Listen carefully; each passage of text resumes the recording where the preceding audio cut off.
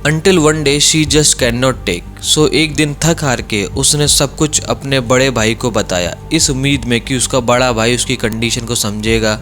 और ऐसा ही होता है, उसका बड़ा भाई उसकी कंडीशन को समझ जाता है। उसने अपने बड़े भाई को सब कुछ बताया, वीडियो के बारे में, ब्लैकमेल के बारे में और रेप के बारे में। और थैंकफुली रिया के बड़े भाई ने उसे डिस्गस्ट आंखों से नहीं देखा। He tried to help her, और उसने वही करा जो सिचुएशन में हर बड़े भाई को करना चाहिए, अपनी बहन की मदद। ही ट्रैक्ड ऑल 4 ऑफ देम। उसने रंजन और थीरू का पता लगाया, उन्हें बहुत पीटा और उनके फ़ोन भी छीन लिए ताकि वो उनके फ़ोन से अपनी बहन की वो वीडियो डिलीट कर सके।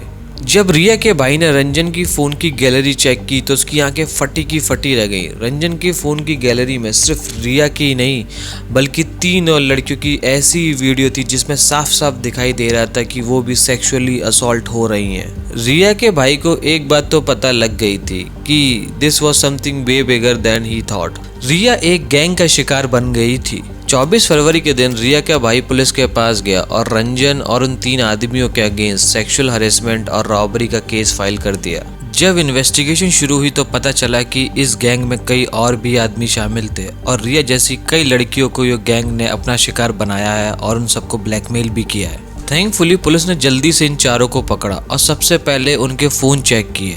और जब पुलिस उनका फ़ोन चेक कर रही थी तो उनमें कई सारी लड़कियों की ऐसी वीडियो मिली जिसमें वो लड़कियों को सेक्सुअली असॉल्ट कर रहे थे रिया की तरह।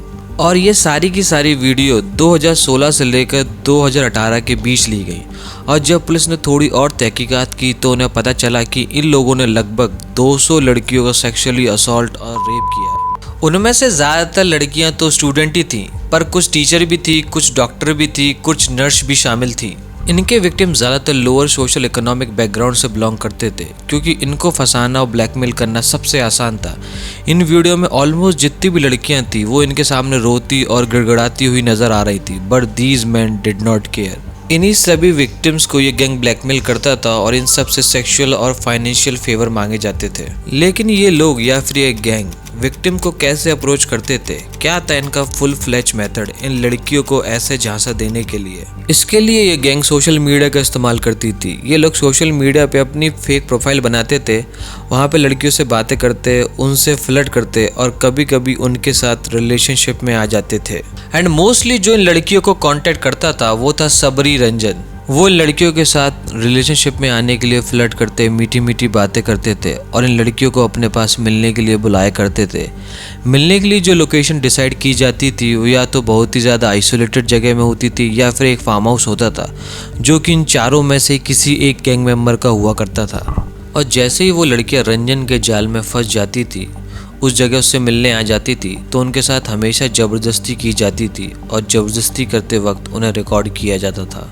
एंड इन सम केसेस जो लड़कियां उनसे प्यार करने लगती थी और उनके साथ फिजिकल कांटेक्ट करती थी तो ये लोग उनको भी चुपके से रिकॉर्ड कर देते थे and they have no idea कि उनके साथ यहाँ पर क्या हो रहा है।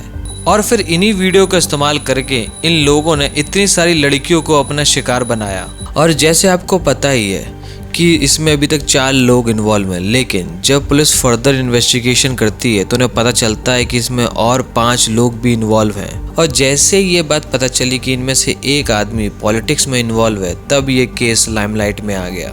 टोटल 9 लोग इस गैंग को चला रहे थे। सबरी रंजन जो एक सिविल इंजीनियर है और जो लड़कियों को कॉन्टेक्ट करता था, थीरू जो एक फाइनेंसर है, सतीश जिसका पोलाची में कपड़ों का शोरूम था, अरुण कुमार जो सतीश का पार्टनर था, वसंत कुमार जो थीरू को असिस्ट करता था, अरुल जो पोलाची में AIADMK की तरफ से स्टूडेंट विंग्स का सेक्रेटरी था और जिसे अरेस्ट होने के अगले ही दिन पार्टी से निकाल दिया गया था, बाबू और मानी जो और जॉब किया करते थे, और लास्ट में पॉल जो अपने फादर के बिजनेस में इन्वॉल्व था। All 9 of them were arrested. पर पुलिस के सामने एक और बड़ा टास्क था, विक्टिम्स को इन लोगों के अगेंस्ट गवाही देना, और उसके लिए सबसे पहले पुलिस को विक्टिम्स को आइडेंटिफाई करना था। पुलिस ने डिजिटल टूल की मदद से इन वीडियो में से कई सारे विक्टिम को आइडेंटिफाई करा और उन्हें अप्रोच भी करा, बट कोई भी विक्टिम स्टेटमेंट देने को तैयार नहीं थी क्योंकि उस वक्त पे ये केस तमिलनाडु के बहुत सारे न्यूज़ चैनल पे कवर हो रहा था।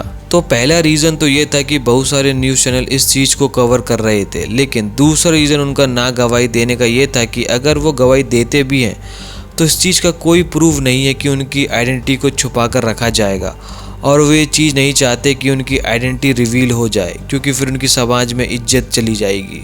क्योंकि ऐसा ही कुछ इस केस में हुआ था। एक पुलिस ऑफिसर ने मीडिया को जानकारी देते वक्त गलती से एक 19 साल की लड़की का नाम बता दिया था, which we have said Riya in my video. उसका रियल नाम, उसके भाई का नाम और उसके कॉलेज का नाम इस पुलिस वाले ने रिवील कर दिया था मीडिया के सामने, which is against the Indian law. और ये चीज़ जब बाकी विक्टिम्स को पता चली तो वो डर गए। तो इसलिए पुलिस को पता था कि विक्टिम्स को सामने लाना was going to be a very difficult task for them. पर पुलिस ने हार नहीं मानी। उन्होंने विक्टिम की काउंसलिंग करी ताकि वो अपने ट्रॉमा को हैंडल कर सकें। And then some of the victims came forward. Total 8 victims इस केस में सामने आई थी और कई सारे विटनेस भी थे।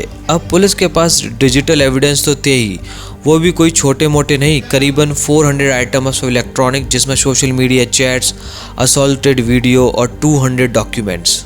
ये अब एक सॉलिड केस बन चुका था। गुनहगारों को बच के जाने का कोई भी चांस नहीं था, क्योंकि मीडिया कोर्ट के अंदर हो रही हर एक चीज़ को आम जनता के सामने पेश कर रही थी।